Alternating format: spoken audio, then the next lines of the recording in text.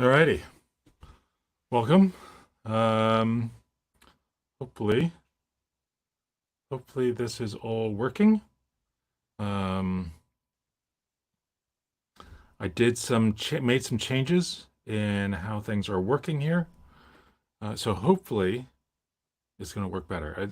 All my monitors are all screwed up, but with luck,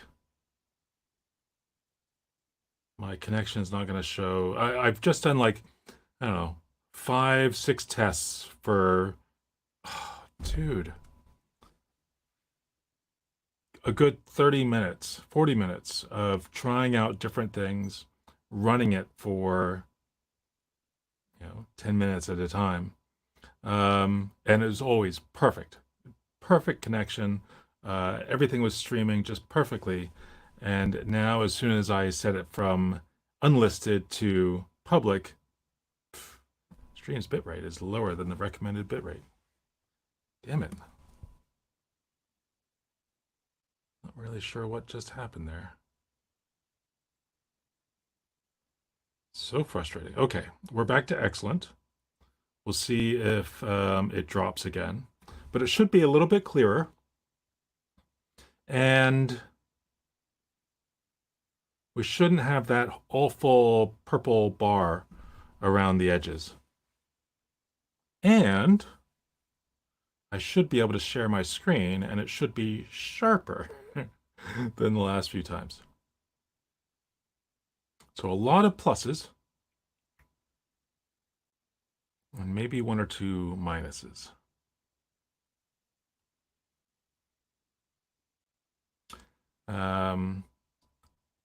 As one would expect, top chat to live chat. As one would expect, a faster machine is sometimes better, sometimes always better. It seems that my M1, base M1 with 8 gigs of memory that I have on my Mac Mini, which is what I usually do all my videos from, because it's usually fast enough, it seems that that is not good for streaming.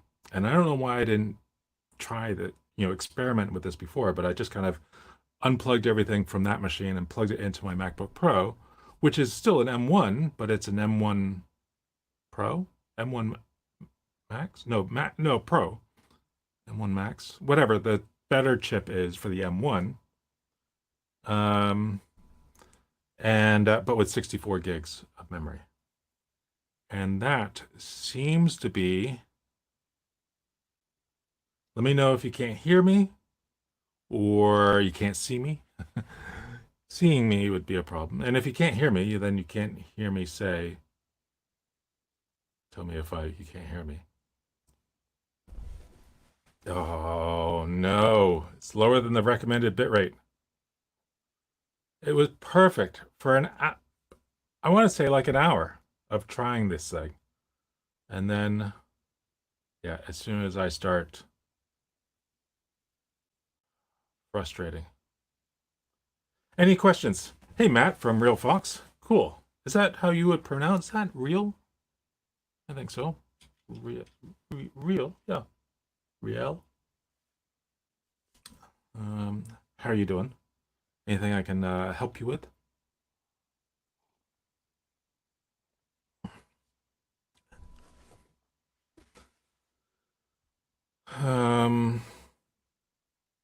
The trauma of last night's stream. Yeah. Oh my God. So I think I added a comment to the stream after I posted it, and then I took that stream offline last night. And the problem was, the reason why the camera wouldn't respond, it turned out, when I was turning off and on, it was coming on, and I could hear it. When you turn on the camera, it does like a focusing action. And so I hear that kind of sound.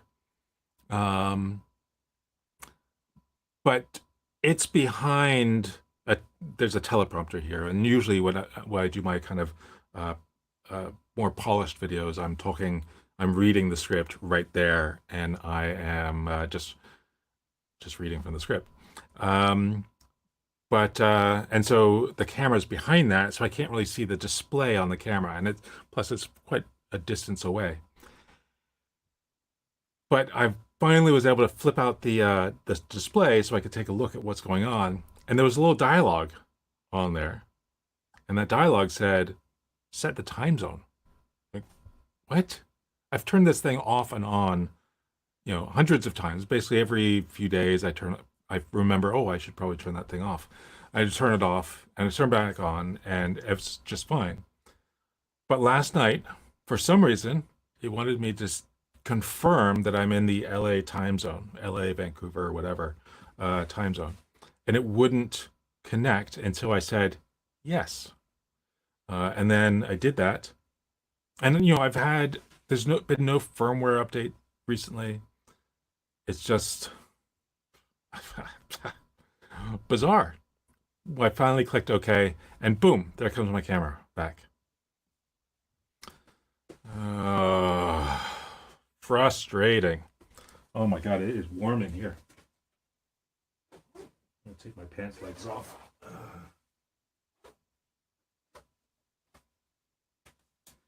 Some people don't like convertible cargo pants. Oh, man, I don't know why.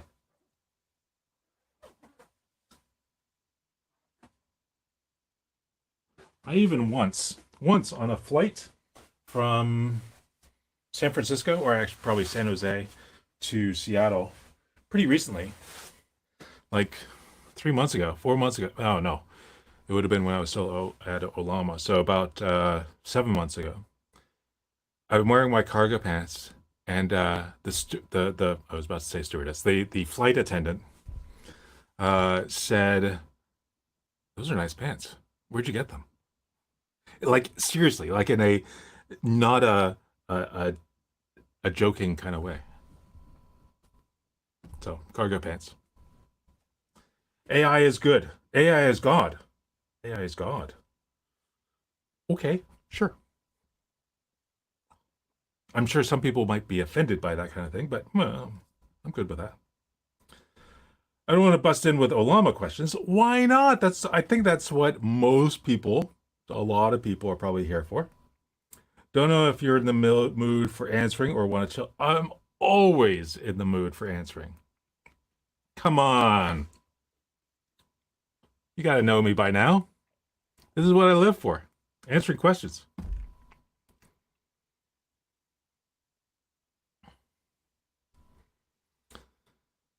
Otherwise, you have to listen to me rant on about cargo pants and flight attendants liking my pants, which has never happened apart from that one time. I'll make sure it's not like a regular thing. I do not get compliments from flight attendants. My daughter does. She gets on the plane, and all the flight attendants are like a little worried, like, oh, there's just a child on board, and it might get a little loud. But then they're all like playing with her. They will often come over to us and say, "Can I borrow your daughter?" And they'll like bring her up, and they'll carry her and kind of bounce her around. And well, that was when she was not when she, now she's 5, but when she was like 2, they would like each of the flight attendants would come over and like borrow her for a few hours. It was great. It was amazing. On a long flight, oh my God, that's so great. Do you have a Discord? I personally do not have a Discord. Somebody else asked me about that. I feel like a month ago or so. And I don't know. I mean, we all have too many Discords that we probably have to deal with. I don't know if I look at my Discord now. Well, let's look at let's take advantage of this being able to share my screen and you being able to actually see it. Share screen. Let's go with the whole screen. Yeah, let's hold on. Let's clean up a few things before I share the screen.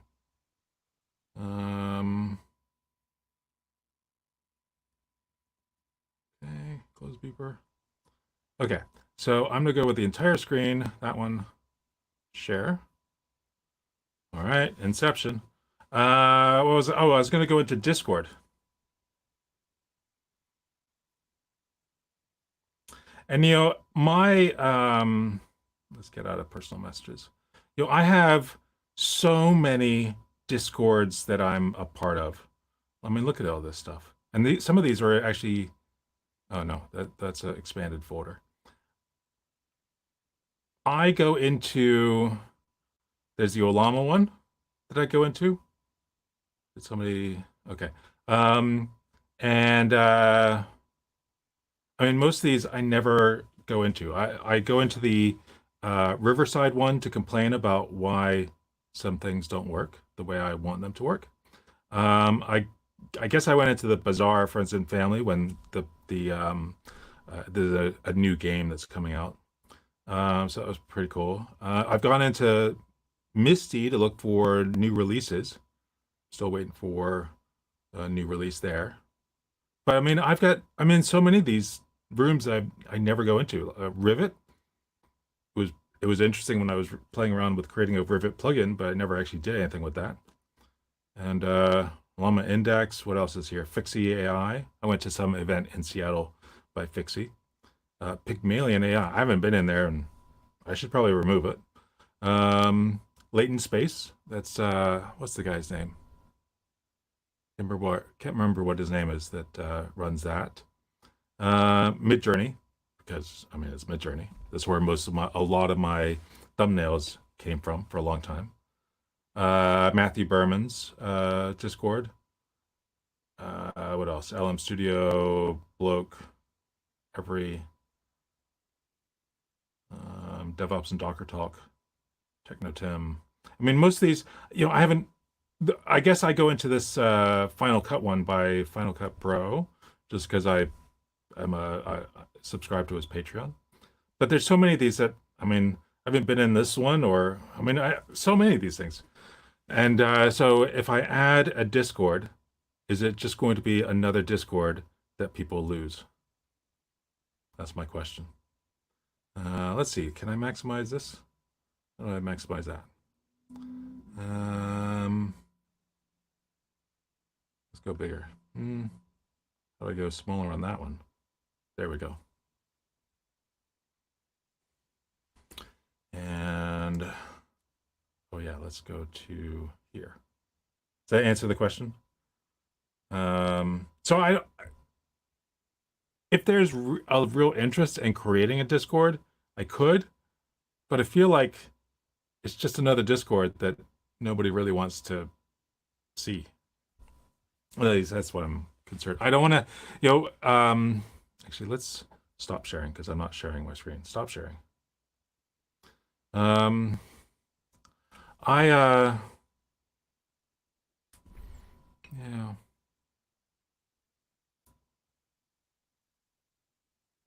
So that's my thought on having a Discord. Anybody have any other thoughts on Discord? Would it be good to have my own Discord? Get the Olama Discord to add a custom channel for you. That's a good potential idea. Except I don't want to be. I mean, I am 100% on Olama. I wonder if Michael will be up for that. I'll ask Michael and Jeff and see if they're open to that idea.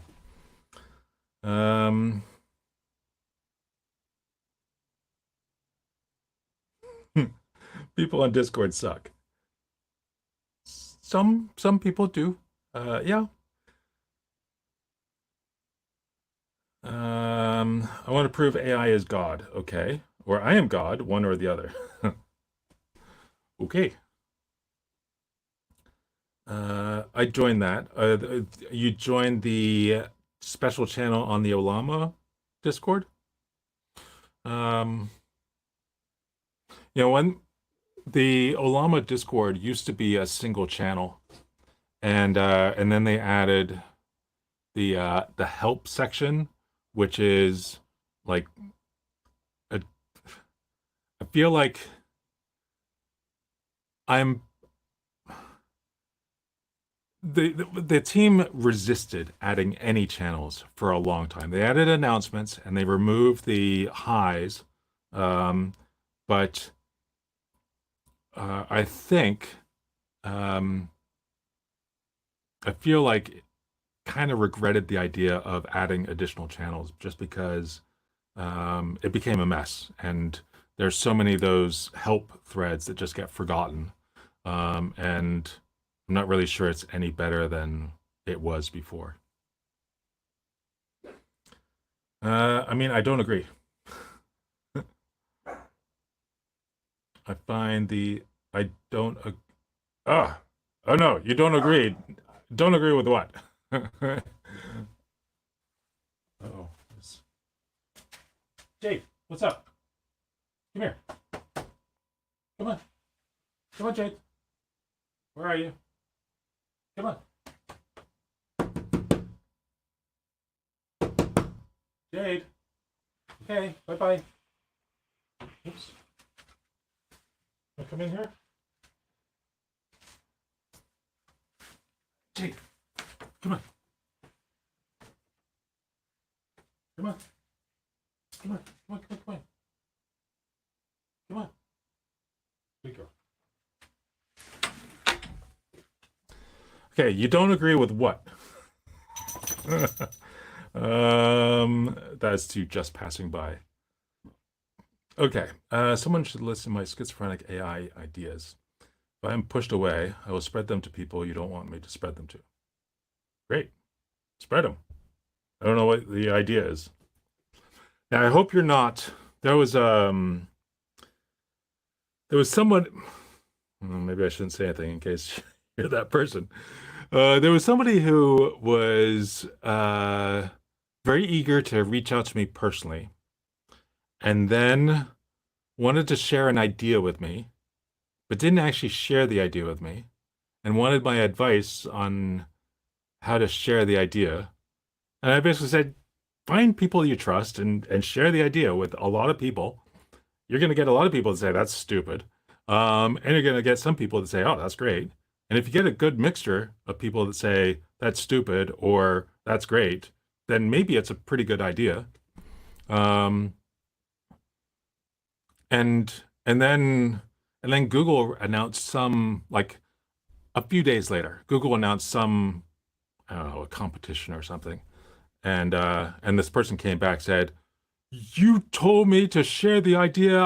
And now Google's copied it." Like, they didn't. First off, they don't know about you, and two, uh, the for Google or any large company to spin up some large marketing project takes weeks and weeks and weeks to do it. So anyway, so hopefully that's not you. Um, so I'm renting a machine with 4 NVIDIA L4 GPUs, and I'm using Llama's Python library. I worked with text transcripts of calls, and I'm using Llama 70B to summarize, and Llama 70B for scent analysis. Okay, great. Was that continuing? Okay. Also, 2 8B extractors. I'm trying to keep everything loaded for faster inference with keep alive equals -1. But when an 8B is loaded, the 70B gets unloaded.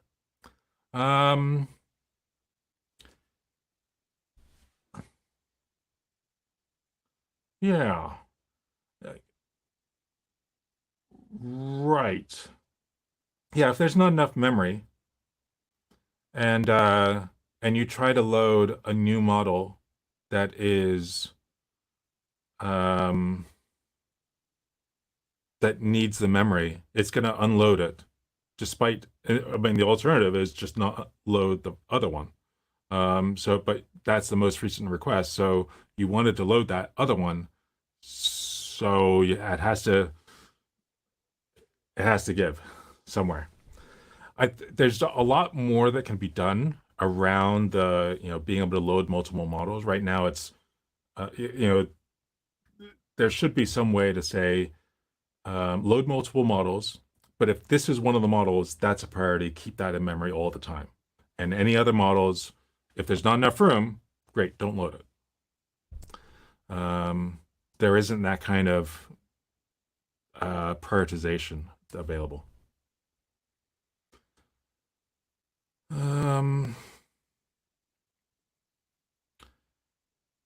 Sure, Shan. I have a question regarding Olama. Can we do it like instead of spending on GPT's API, can we achieve same with Olama? Yes. Is there more to it? Nope, that's it. Yeah. I mean, it's going to be different. Different open source models are going to be different than what you get from a GPT 3.5 or GPT 4 or 4.0 or Claude or any of these online models. I mean, with anytime you're asking a model that's in the cloud, you run the risk of that conversation becoming more public. OpenAI has been called out a number of times where they keep saying, "Oh no, we're not going to share your data with anyone," and then, oh well, except for that. Well, okay, well, we'll fix that hole. Okay, we'll fix this other hole. We'll fix this all these holes where some of the data shows up outside of this person's conversation, and so that's the risk. I mean, I don't want to call out OpenAI specifically because it happens with a lot of these AI services, and so I mean, there's always that risk, and so that's why lots of companies make it a firing offense if you use a ChatGPT or Claude or any of these others. Unless you're, with OpenAI, you can host it on your own Azure. You can host OpenAI ChatGPT on your own Azure instance. And so maybe in that case, it's different. But I've seen plenty of companies that have had, the IT group or HR or some group comes up with a policy that says people are not allowed to use, ChatGPT, or else it's a firing offense. Yeah, I remember we had at Datadog, we had policies around we weren't allowed to use Grammarly for basically the same security reasons. They didn't have a really great policy around keeping sensitive information secret. And so we weren't allowed to use Grammarly. So that's one benefit of running things locally versus doing a cloud service. Now, is the local model going to be as good? It's not a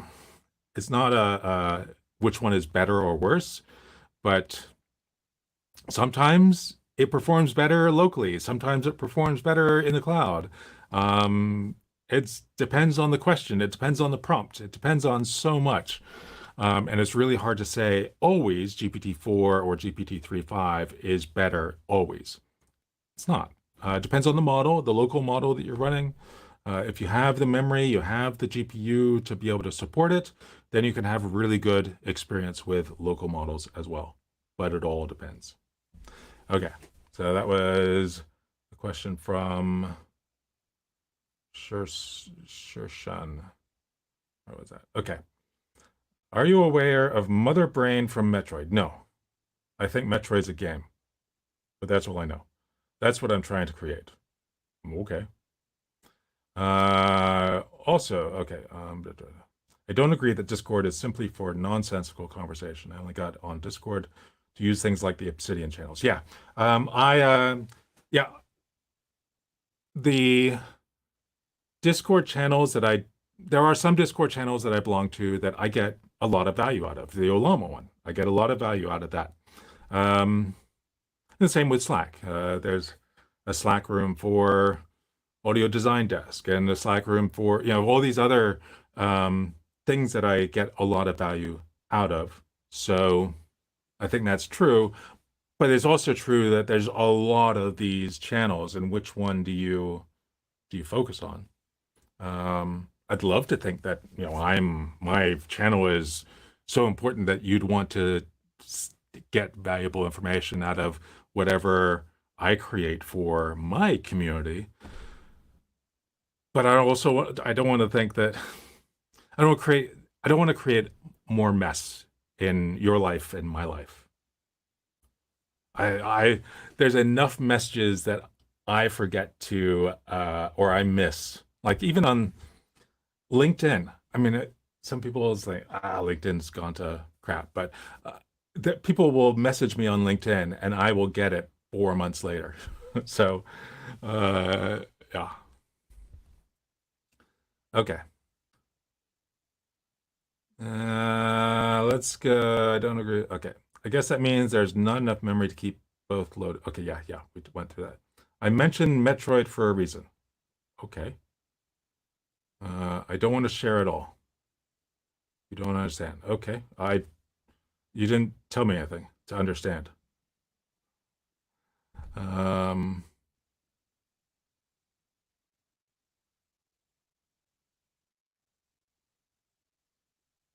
I'm looking back up to see if this person just, it's Hexen. I don't see the question. So I can't understand if you don't ask the question. Um, every now and then we get people the in these streams that are like, I have a question, and then I don't respond. I mean, because there's no question, I didn't actually respond to it, and then it's like in a huff, like, I'm going away. Okay, well, you didn't ask a question. Ask a question. I'm happy to answer it. But okay. Oh, yeah, something else. MS Recall. The idea that 45% of people working in AI already had. And it's not even, there's been plenty of other tools that did what I understood Recall to be doing. I think Recall was just a PR mistake. It was a cool idea of, tracking everything that you're doing and being able to identify um, ways to improve what you're doing, and that's not necessarily, I mean, I think if it were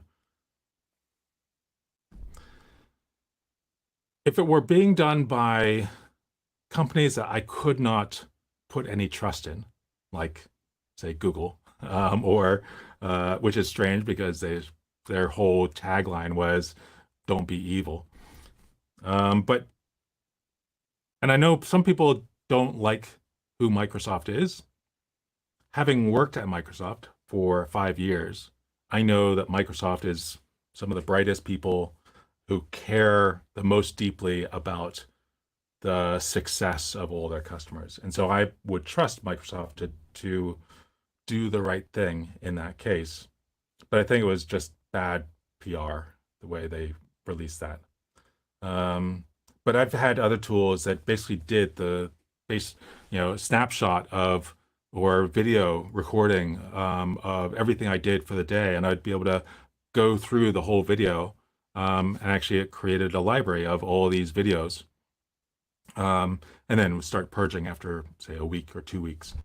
And I would have loved to have some sort of AI service on top of that, like Olam or something, that would then be able to say, oh, well, you spent, this amount of time, or you could have done, you were doing this activity at one point, and you could have done it better by doing it this other way. I would love that to help me find the problems I didn't even know were a problem. It's amazing. Okay, you shouldn't have to use any libraries at all. It's 2024. Hmm. Uh, shouldn't have to use any libraries at all. Like, are you talking about like public libraries or like physical places that you go to? Sounds like a pretty sad place if there's no libraries. Libraries are amazing. Everybody should use their public library. It's an amazing resource. Go. I'm so glad we have a public library. First off, our daughter loves going into the library and reading books and picking up books and flipping through them, and it's a great experience. And actually, when basically the whole all of the internet went out on this island, the library and a few other places were the few places you could get actual working internet. So that was great. Um, what I want to learn to do from just passing by, what I want to learn to do is use models in either parallel or sequence for a single query agnatically, agentically, and if that's practical. Models in either parallel or sequence for a single query. Yeah, sure. I mean, you need to come up with the infrastructure to do that, the orchestration to do that, or somebody does. I guess there's tools that are starting to do that, but um, what does use models mean? It's such an ambiguous term. It's hard to have a application that does it for you. I hope that there will be a future where I could just say, find me or not even find, but just ask a question and it would research the topics, find all the results, do something do something with those results, do something else, pull in my calendar, do all these other things. And in order to get to that ideal place sometime in the future, we have to sift through all sorts of garbage apps along the way and use ridiculous frameworks like Crew or LangChain or all these horrible interfaces that we have today in order to get to that ideal world sometime in the future. Okay. Can you test it by running an 8B model with something else like Llama File or LM Studio on another port and see if it unloads Olama 70B models? I guess that was a question to who was having the question. Oh, Real Fox. I was wondering if I can keep one 70B and one 8B in memory and change their system prompt on the fly without unloading to make them do different tasks. So yes, you can, as long as you've got enough VRAM, VRAM to support those models to be in memory. I think you said at the beginning these are four L4s, and I'm not sure. I mean, as soon as we're dealing with multiple GPUs, it gets hard. And I seem to remember if you have one GPU and the model fits on that one GPU, and you add a second GPU, the answers that you get from the two GPU system will always be not quite half the speed, but a lot slower than the machine that has a single GPU. And ideally, you want to have the biggest GPU you can get. And so if you're renting a machine with four L4s, it's probably not that much difference. Well, maybe it is to get a machine with one A100 with 80 gigs. But then as soon as we have multiple GPUs, I don't know if Olama yet is at a point where it can say, okay, load up this model and stay on GPU 1. Load up this model and stay on GPU 2. And this model, stay on GPU 3. I don't think that's in the product yet. And there's all sorts of tool sets that promise that from NVIDIA, but a lot of people haven't had success with that working. Okay, let's see. What else? Scott Kaler said, sup. At first, I thought that said Scott Cadlick. And I thought, whoa, Scott Cadlick. There was a long time ago, I worked at a company called PC Docs. And PC Docs did document management software, part of CMS Data. CMS Data was the parent company at the time. And they did like mainframe software for law firms. And some customers said, we need a document management product. They hired two consultants to build this document management product.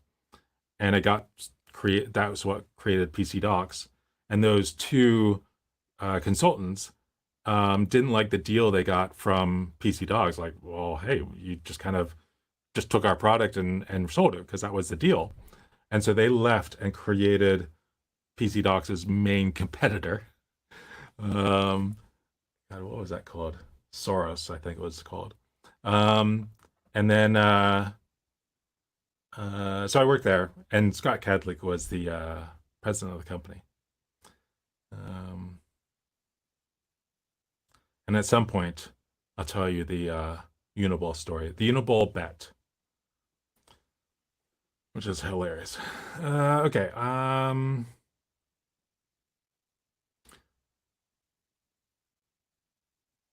to use it? Really want to know is how to use an embedding model with a chat model like Llama 3 or Qwen 2. What's the question? Yes, you can use an embedding model to do the embeddings, and you could use a chat model, but I'm not sure they're going to go, you're not going to be trying to get those things to work together. Embedding model is going to be to store that information in the vector database and to query it and pull information out and then send the raw text, the plain text that you get from that query, send that off to the model. The embedding model and the chat model aren't usually going to interact directly. I'm interested in embeddings for LLMs too. Everyone seems to prefer fine tuning and merging, I think. I don't know. I think I definitely hear a lot of people that want to investigate the idea of fine tuning, but doing RAG, using embeddings, doing RAG is just so much easier, orders of magnitude easier than doing anything with fine tuning. Because there's so much work involved in preparing the data ahead of time for fine tuning and cleansing the data. Okay, I want to run things locally, but I'm not sure if I'm using my GPU or not.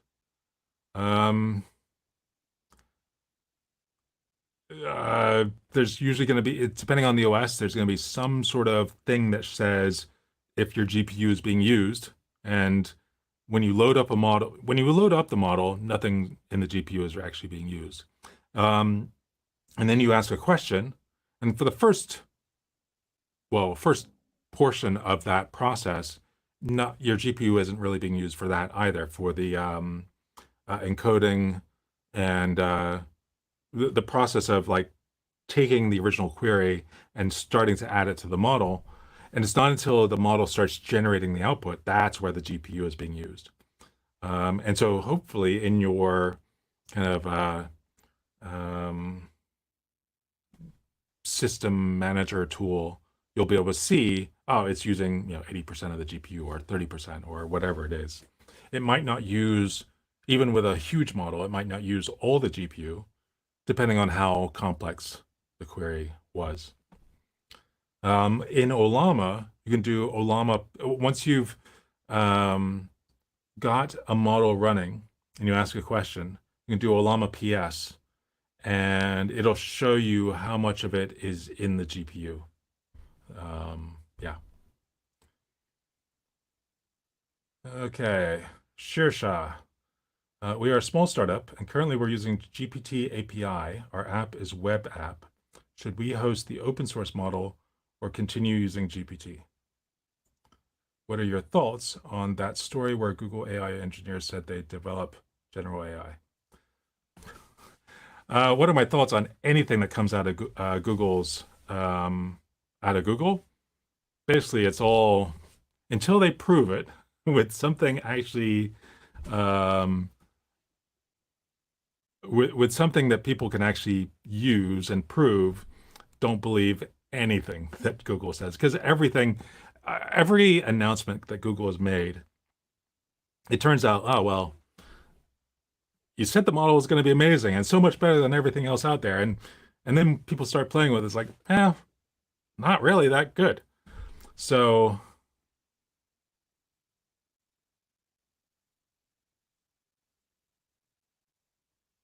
no audio. Are some people saying that my audio is gone?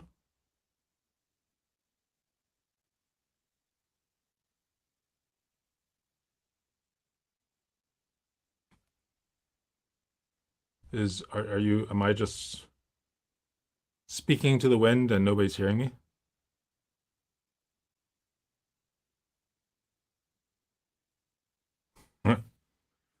Okay, so I guess you heard that about Google. I mean, yeah, I mean, every company is trying to out one up, every other company out there. And so they do that by making these announcements way ahead of time that turn out to be completely bogus, just trying to mess with the minds of the other competing companies. I don't know what's up with that. It's crazy. Um,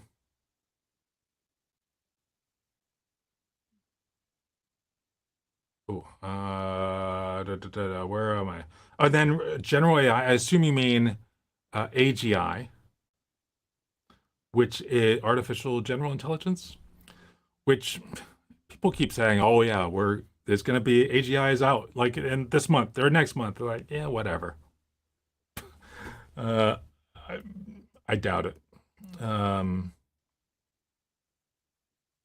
don't hold your breath. Don't bet on that. I wouldn't bet on it. I would, based on everything that has happened so far, on the all the tools that we're using today are mostly based on. I mean, there were two kind of fundamental papers, research papers that were put out, and those two pieces kind of, and all the work between there, between that first one to the second big one, and all the papers since then have all built up together to to create what we have today. And those two papers being the one that was the Google Transformers paper from what, 6 years ago or so, and then I can't remember who did the other one back in the early 90s, 1990s. And those two papers are basically everything that's in language models today. It's taken us really 30 years from that first initial one to now. And things are definitely accelerating. And so, from everyone that actually is talking sensibly, um, what I've kind of, I think my timeline is definitely accelerating a little bit on when we're going to achieve that.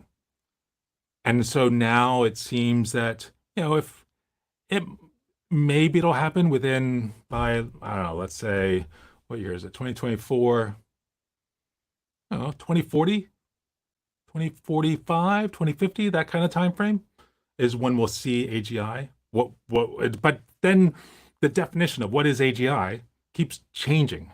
It says, oh, well, we'll get there as long as you don't care about this key important piece. Come on.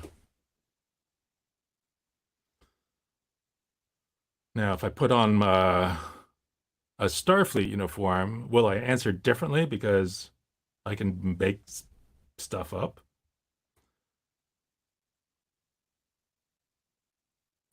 Okay. Let's see. Darkness, message retracted. Oh my God, I love when people retract messages. And then I'm like, oh, I gotta read into their last few messages and see if there's something juicy that person was about to say. And I can even possibly make up a rumor. I won't do that. Dolphin Llama 3 versus Llama 3. Do they perform better?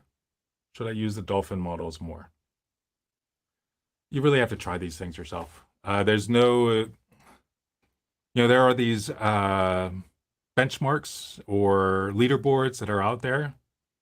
And so often I see that I don't understand how some of these get created because they seem to be completely detached from reality.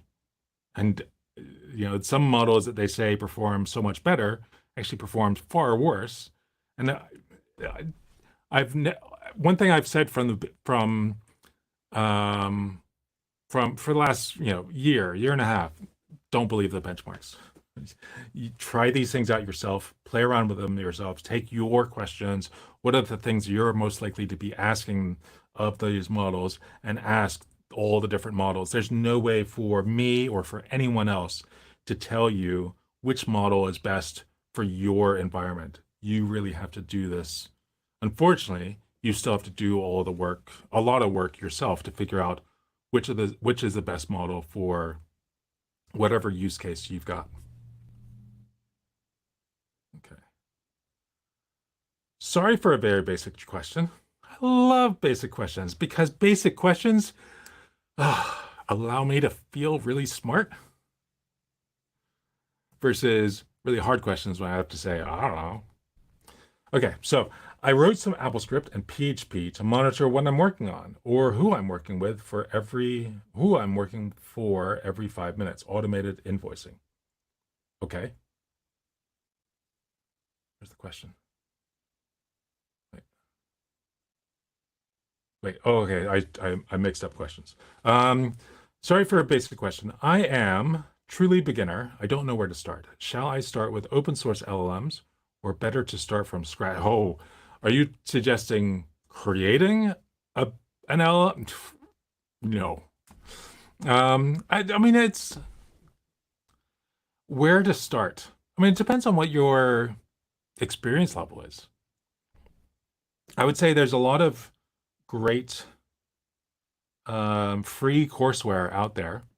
You can use what's there's a lot of great stuff on Coursera, which was created by Andrew Ng, who also does a lot of really great discussions about AI and going to be, where's it going to be in the next few years.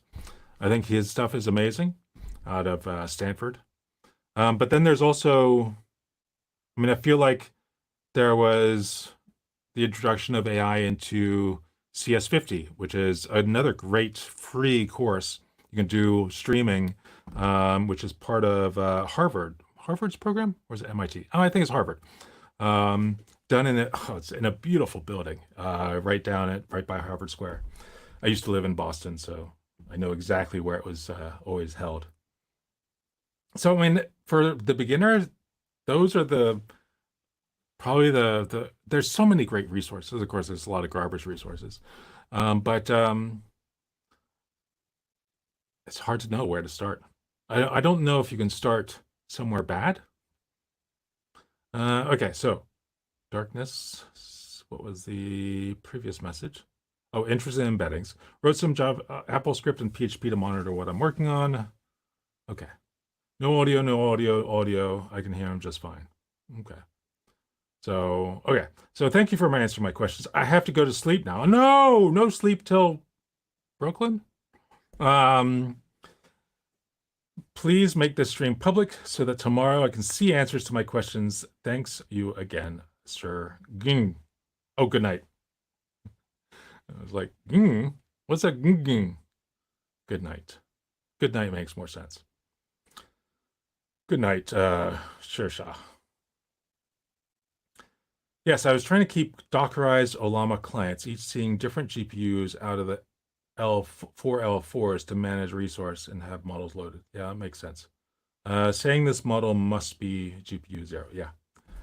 So that's the benefit of using Docker on Linux, is that I understand you can specify which GPU to use. Darkness said, oh, sorry, I meant LoRa stuff instead of RAG. Yeah, I have to go back to what he was talking about.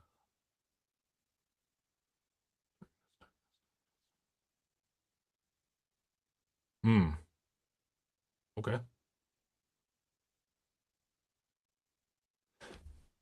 Sometimes, okay, so on these streams, because there's no threading, it is sometimes challenging for me to remember all the pieces that happened before. And so when it sounds like I am being a complete moron because I've forgotten the entire context of our previous conversation, please take pity on me because I have no idea. It's hard to remember. Wait, who said what? Where am I? Okay, but I concluded the best method is using the new concurrency flags and using a single async client to queue tasks for inference. What did you say before? Okay.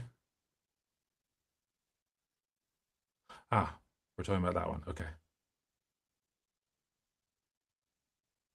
Oh, okay, okay, okay. New concurrency flag and using a single async flag. Got it, got it, got it. Okay, yeah.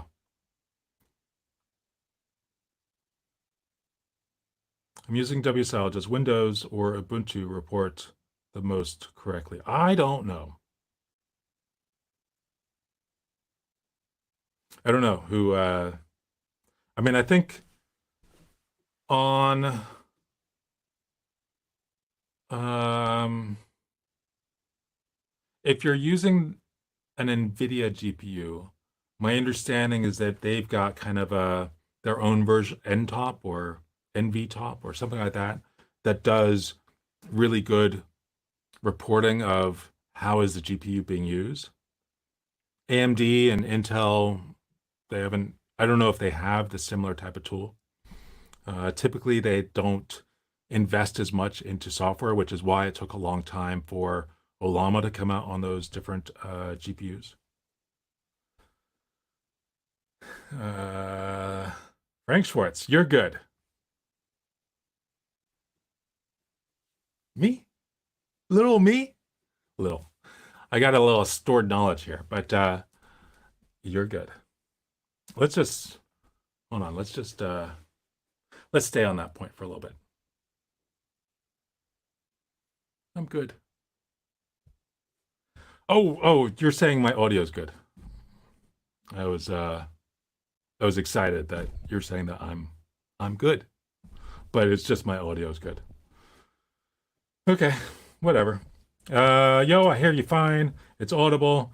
Okay, we're only a little delayed. They so overpromise everything. Yep, back to the Google thing, but the context window though, so good for books. Yeah, yeah. Their agents features sucked, and I'm still waiting till when I can ask Gemini, Gem, Gemini to schedule an even event in my calendar. Yeah. XC AGI far from it yet. Yep. Problem is Google too big and siloed. Yeah, I wonder what it's like inside of Google. I mean, you hear different what it's like inside of Apple and especially early on where teams didn't know what other teams were working on because there was a lot of secrecy, especially when Jobs was in charge. A lot of secrecy and even teams wouldn't share knowledge with each other. And yet at Microsoft, one of the things that was really great about Microsoft was that every day in all the any cafeteria, yeah, there are probably a dozen or so cafeterias on campus in Redmond at the time when I was there, which was the company was a fraction of the size it is today. There were a dozen different cafeterias, and in those cafeterias, there's all these conference rooms kind of around the edges, and there was always a brown bag being done by you know random little teams all around the company, and anybody could go and learn about what these other teams are working on. And it was mostly like recruiting. And at Microsoft at the time, I don't know if it's the same today, you're kind of expected to move around a lot inside the company to keep things exciting, keep things interesting for your job. Um, and so there was that secrecy between groups didn't really exist. Okay, so I assume Lowell Shapiro is in comment in reference to my if I put on some Starfleet uniform, I could just make up all sorts of BS. Yeah, because that's all his videos are. Do you know if Gemma 2 has function calling you yet? Uh, haven't found a fine tune yet with all the models support fine tune support function calling. There are I never understood. Basically all the models you're able to do function calling uh, today. I have not experienced a model yet that doesn't do it well. Um, and if Gemma 2 didn't support it, that would be surprising because it would be the first model that I've ever seen that didn't do it well inside of Olama, as long as you use the tools that are built into Olama. And so that just means in the API call, in the parameters for the, there's the, uh, you specify format colon JSON. And also in the prompt, say output as JSON. You need those two things together for that to happen. And then you need to also ideally provide a schema. Otherwise, if you ask for, I don't know, the weather, um, there's a chance that one response will give you a, value with a name of temp, and the next one would say temperature, and the next time would say temperature with a capital T. So providing that schema is really important. And then ideally, even providing a couple of examples of, I want the temperature for Paris, and here's what the output looks like, and I want to whatever for something else, and you see the example. If you provide those things, function calling is just a function, a feature of Olama rather than a feature of any specific model. So, and all that function calling is purely about outputting outputting a JSON blob that is in an expected format so that you can call some function later on in the process. Okay.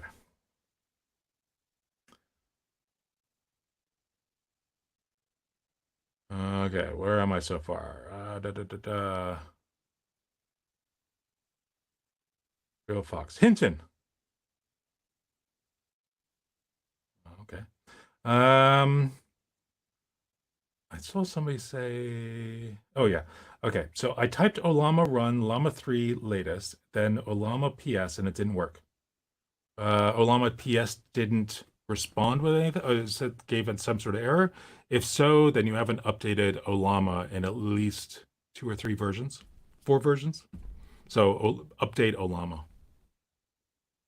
Will you start your own Olama? No. It's too much work. I don't want to do that. Creating Olama the first time around was hard. I mean, I was one of 7 members of the team. It was me and Michael and Jeff and Bruce and Mike and Patrick. Why am I blanking on the other's name? Daniel. God, what was her? And somebody else. Oh, I've forgotten her name. Anyway, I mean, we created Olama, and it worked on it for 6 months before I left the company. And that was a lot of work. I don't want to do that again. I am focused on creating videos, and this is the part of the job I love. I love doing. I love creating videos, and so this is like being able to do this full time is amazing. I don't want to do anything else. It's great. At some point, maybe I'll go back to doing, the evangelist kind of thing, dev advocate, whatever you want to call it. Again in the future, I don't know. I think AGI is certainly possible soon if I define it as artificial general intelligence and not throw in things like self-aware and conscious. Thanks for answer. Okay. We appreciate your help and time very much indeed. Good. Sweet. Love the communication part about chat latency and lack of threading. When we communicate with people in space, it may be similar. Yeah. Yeah. I always love that scene in the Martian where he figures out how to communicate back to Earth, purely based on this camera. And what was it? There were. I have to watch that scene again because I mean it was like amazing. You take this camera, the degrees of the circle to figure out and start sending messages. Was it just like a yes/no question at the beginning? And just by where the camera was pointing, that was the response from Earth. Oh, such a cool movie, The Martian. I think feel like the first time I read the story was in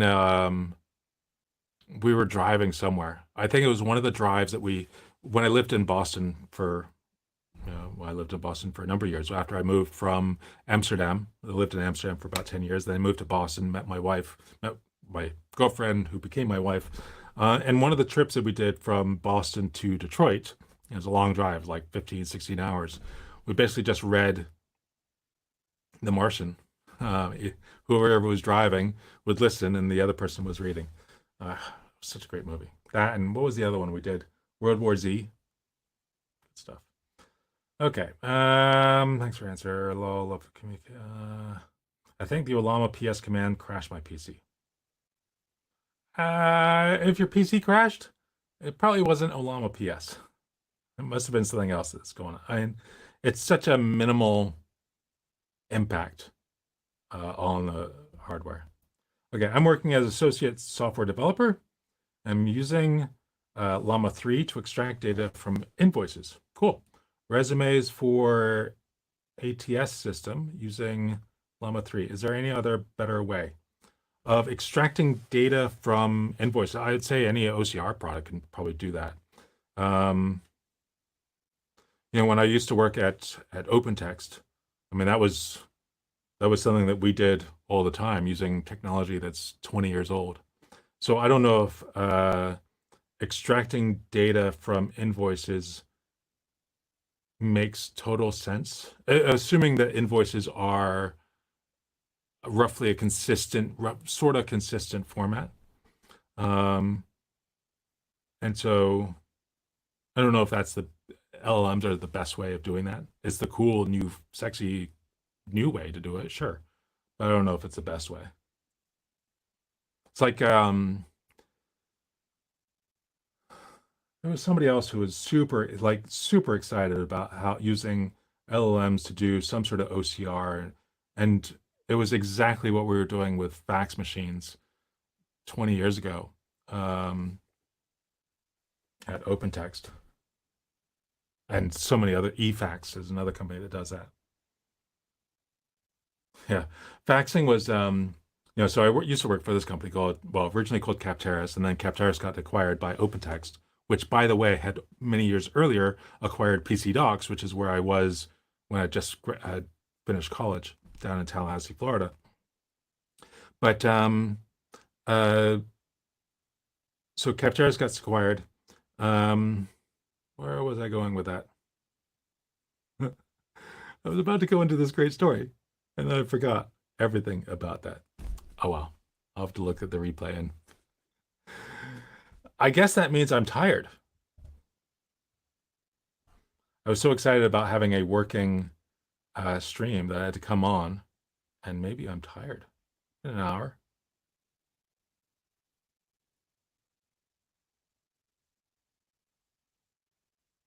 Yeah, I mean, even if there's oh, I know what I was saying. Okay, even if there's invoice, I mean, as long as there's on an invoice, you're looking for how much is actually being invoiced, and usually that's comes after a certain word, or a set of words. It's a consistent word that's right before that, or maybe it's just the fact that it's a number under like a horizontal line. I mean, there's some consistency within forms, invoices. Even if they don't look the same, they have often the same words around the key numbers, and you're basically doing an OCR and looking for that one of 50 words or so, and whatever number shows up immediately after that, that's the invoice amount. And so, or even just capturing the section of the invoice that is the most relevant piece. I feel like a lot of this stuff can be done with plain OCR. And where I was going with my silly story that I forgot 30 seconds after I started the story was faxing. So I worked for this company that did fax. And so OpenText acquired Capteris mostly to acquire this OCR engine that Capteris had acquired. while OpenText was trying to acquire it. Capterra's grabbed it. And they were in Konstanz in Germany or Switzerland. And they acquired this thinking they were going to, like, okay, here's this WriteFax product we got, but probably going to just get rid of WriteFax and just keep this OCR company. So acquired a much bigger company just to get the OCR, because it was really pretty amazing what they were doing. And then they saw, within a few months, how much revenue was being brought in for fax. And fax is still an incredibly important part of OpenText's business. And at the time I was there, I mean, it was accounting for upwards of 40% of OpenText's revenue. The entire revenue of the company was just about fax. People are buying, all around the world, still buying, servers that can support, 500, 800 fax channels in a server. And it was because these machines are sending out faxes 24 hours a day, 7 days a week, and receiving faxes and dealing with it intelligently. So faxing is insane. In fact, there was a story from, it was either ABN AMRO or Fortis Bank, two big banks in the Netherlands where I lived at the time. And there was a new VP that wanted to save money and said, fax. Who's still using fax? Of course, this is 10 years ago, more like 15 years ago. Who still uses fax? This is ridiculous. Let's get rid of it. I mean, how much is any one of the, and he pulls off one piece of paper that just came off of the printer, which is basically printing out all the faxes. And he looks at it and says, oh, this is a confirmation of a sale of, 50 million euro currency transaction or currency exchange. Says, oh, okay, we can keep fax, because it was every confirmation had to come in through a fax because of legal requirements and stuff in the Netherlands. Yeah. Okay, so sorry about that. Number 3. Hi, Matt. What are your thoughts to the future impact of AI and the control freaks? How can we protect access to AI? Rayli? I don't know what Rayli is. AI. I assume it's not Tetra Tech's Rail AI.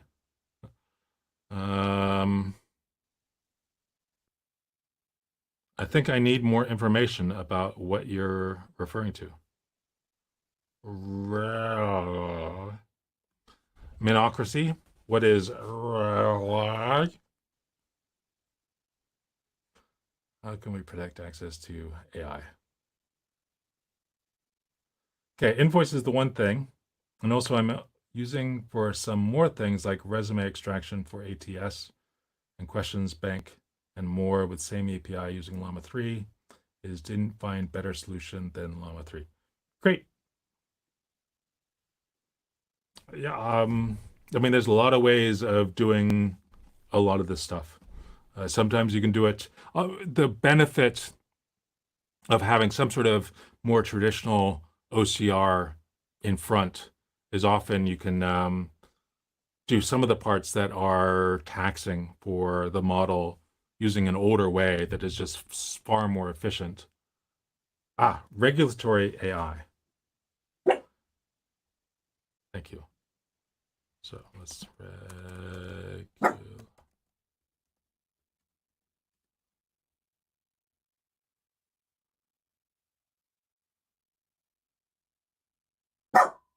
Jade.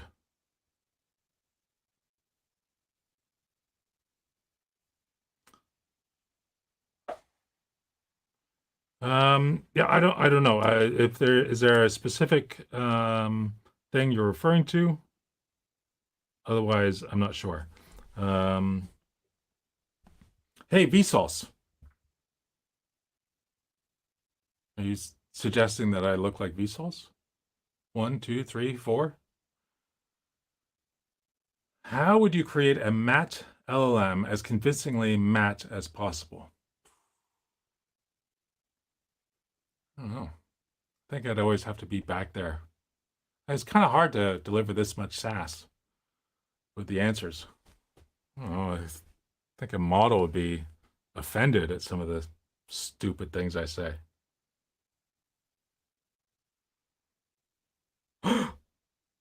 Scott Keller gave me $10. Thank you. Oh my God.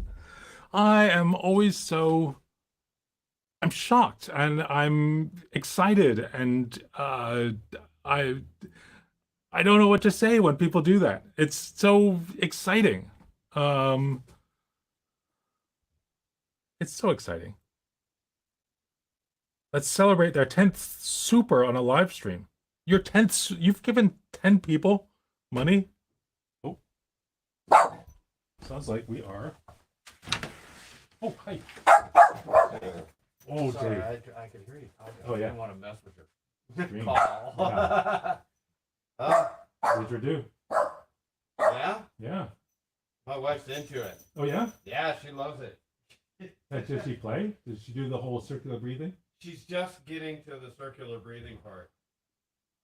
And people like, oh, put a whole bunch of water in your mouth and then breathe in with the water in your mouth. Like, choke. Oh. Yeah, how about you? No, I've never. I mean, I can like blow the one, and then it stops after my breath. Then it's over. But I used to go to Sydney, Sydney and Melbourne about 5-6 times a year, about 10 years, and so I've picked up a few of those. Yeah. Oh my. Okay, so you got issues? Yeah. So it's not good. No. The wall isn't. The anchors are not holding. They are. It is not good. They pulled out about a quarter inch, and I'm just like, Scott, what do you want to do? I don't want to go any farther with it. I've got it in. It closes fine. It touches at the bottom. But I want to get the wall fixed. I got to get the attachment point fixed. I got to know what Scott wants to do with it before we address anything else. So the main piece that goes down that holds the plastic already, that might have to be shaved a little and pull that in a little bit. But I don't want to do that before I get the other done. Right. So everybody can look at it. Okay. I measured everything that I have. It's within a 30 second. So that at the bottom it goes like this. You get your baseboard there. Yeah. That's holding it out. It's about a 16th. It's narrower at the bottom, right at the bottom, so it's pushed in like this. A little here, a little there, and then the wall. Well, it is what it is. We just don't want to go any farther before it. We fix the wall part and figure that out. Whether it needs to cut into the wall or you get some anchors, whatever. Okay. So, sorry, you can look at it, but you can't really have it working. Yeah. Okay. You can close it and step through it and trip. And I was going to put the door mechanism into it, and then I'm like, well, there's no door stop. So as soon as somebody or somebody else comes along and bumps it, it's going to smack into the door and put a hole in the wall. No, just leave it alone. We do this, we do that. No, I can't do this or that.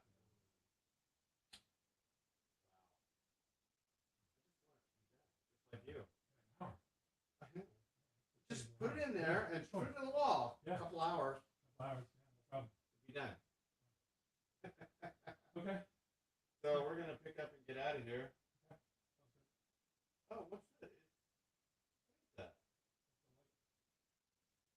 This thing? For taking pictures? For that and video. Oh, really? I do.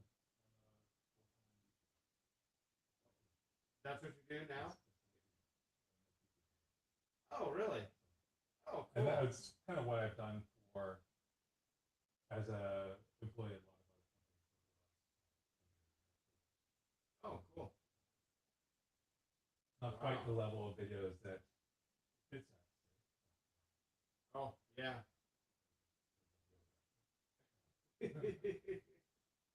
Yeah, that's cool. Oh no, we have. My son's got 2 videos on. We ride dirt bikes a lot, and he put on a long time ago now, maybe 15 years ago. When it was first a thing to put on it. He was riding over. We went out to the dunes, and he was riding a dirt bike over 3 feet of water, 4 feet of water, and it's just like it looks real smooth, but if you're actually doing it, it feels like you're riding a wet noodle. Like this, really bad.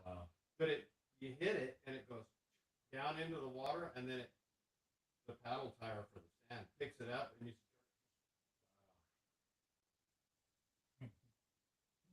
I did it like a couple of times. Like, that seems like a good way to get hurt. And he's like, "Yeah, it's so cool." And I'm like, "Yeah, but I think it feels like I'm gonna get hurt." And I want to stay on top of it. Oh yeah, you need more stuff in here. You, yeah. Enough junk. That was one of my goals.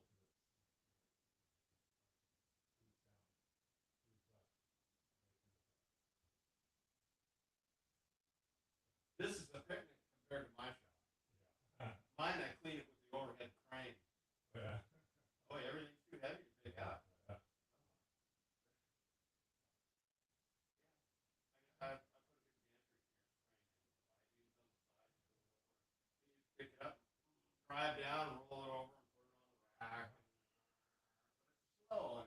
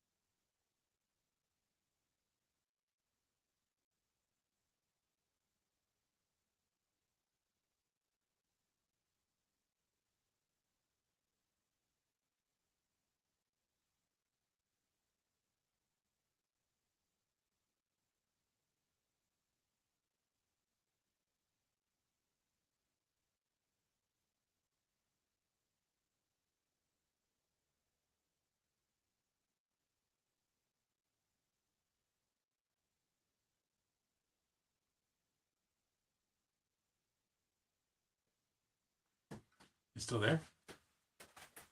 Sorry about that. No, I did not forget. I we're having a door. Right now our master bedroom doesn't have a door, which is kind of a problem. And because there's not really it's weird. There's this well, it doesn't have a door. And so they're putting in a door that's kind of in the same style that fits with the as kind of a nice-ish house. So it's hard to a lot of work has to go into building this door. And it seems like one of the wall, either the wall or the metal support structure, something isn't straight, although both appear to be dead on level. And so we were trying to, he was trying to fill me in on where things are with that. Sorry about that. Okay, let's see what.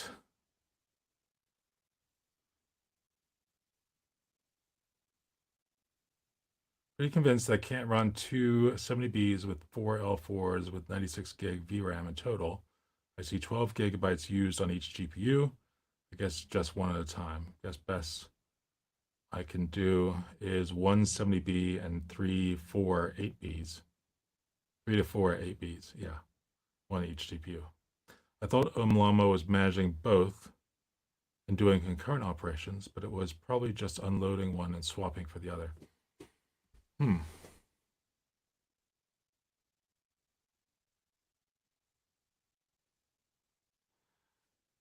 Good excuse to invest in more hardware. Yes, more toys. Nice.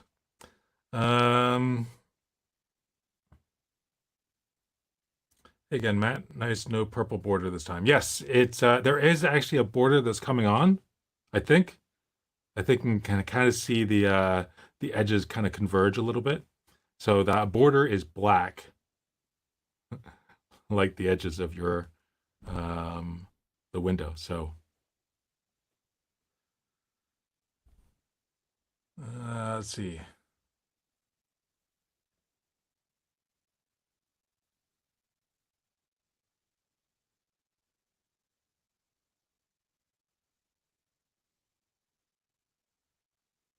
Do we know what he drinks at the end of the videos? The only time, so there's really three drinks that I've had on in any video. Any video? There's probably some really old videos that have me drinking other things, beer. But I haven't had any beer in 6 months, maybe a little longer.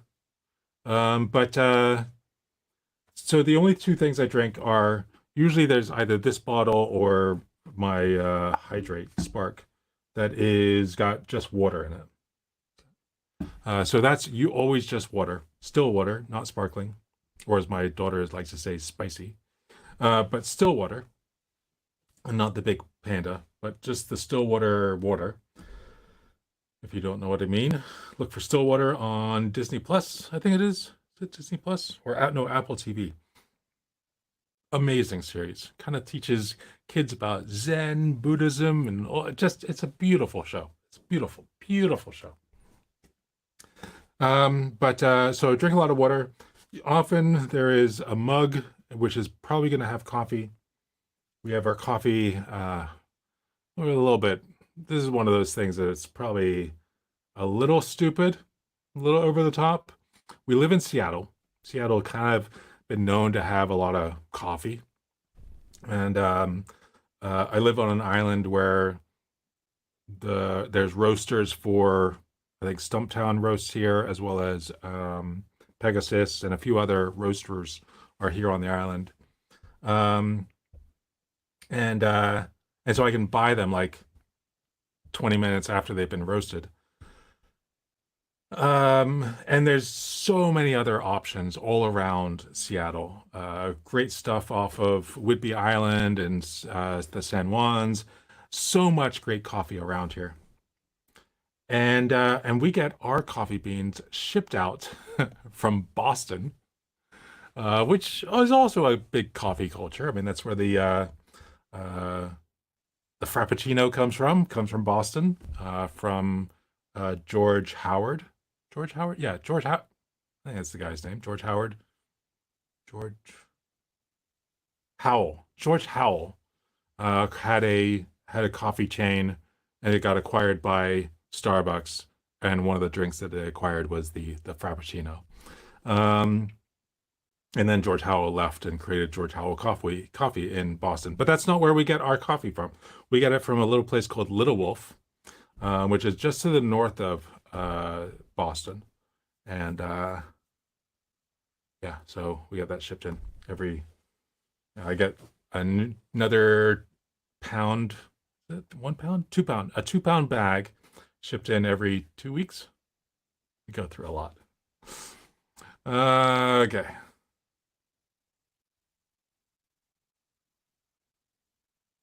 So there's that. Oh, and then yesterday I had on the stream that kind of failed. I had a Vino Verde from a winery called Casal Garcia, and that's a Portuguese wine, super cheap. And no, almost everywhere you can buy it, it's cheap. It's $6, $7, something like that. That's how much we paid in Jamaica Plain, where I lived in Boston, and now here on Bainbridge, because everything is expensive here on Bainbridge. It's $10. Everything here is expensive, and the restaurants close early. The really late restaurants close at 8 o'clock. Okay. I don't know if anyone's still here. 4 people are still here.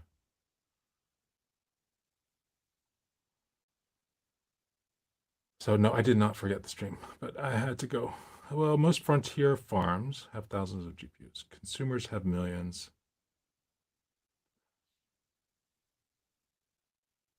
Okay.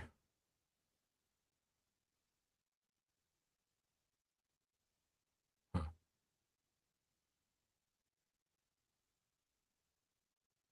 Cool. Well, I guess I lost most people. I mean, the four important ones are here.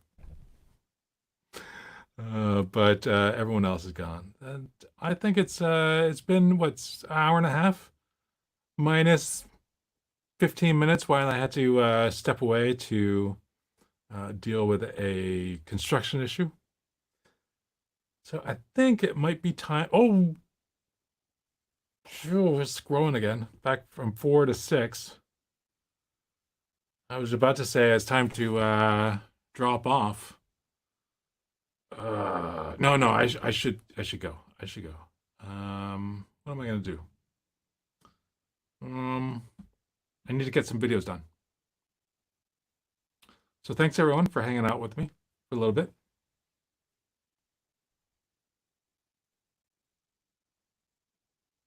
Hello, Andrew. I know. I have to like zoom in to see what you look like because you're. I feel like that's your face right there, like, or it could just be a bowling ball.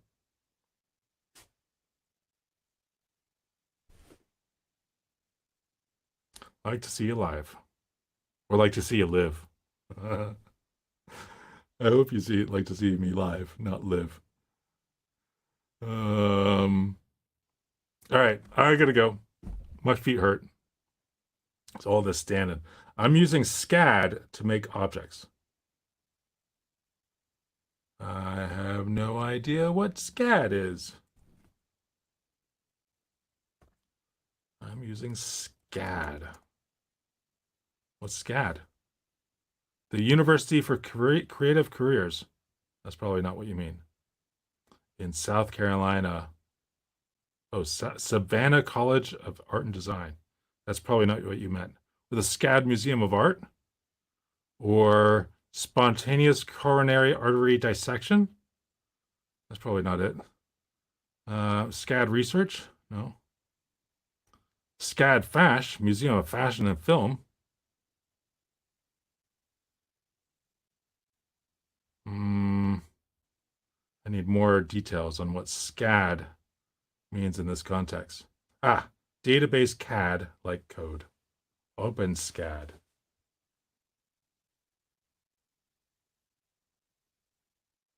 Cool. Database CAD, like code. OpenSCAD. OpenSCAD. The programmer's solid 3D CAD modeler. Interesting.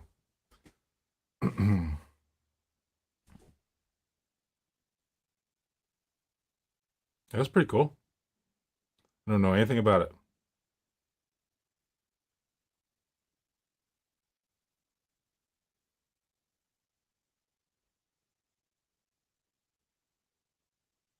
Scripted CAD.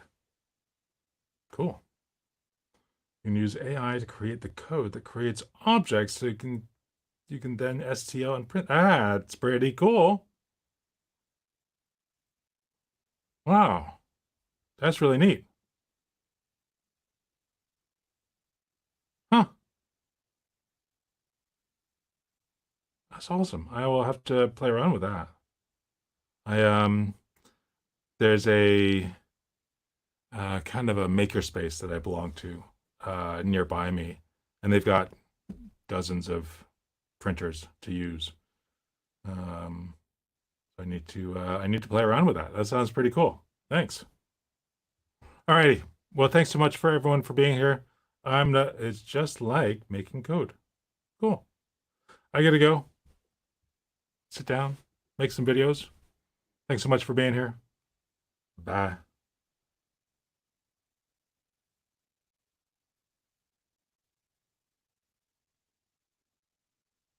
Oh, find the end stream button.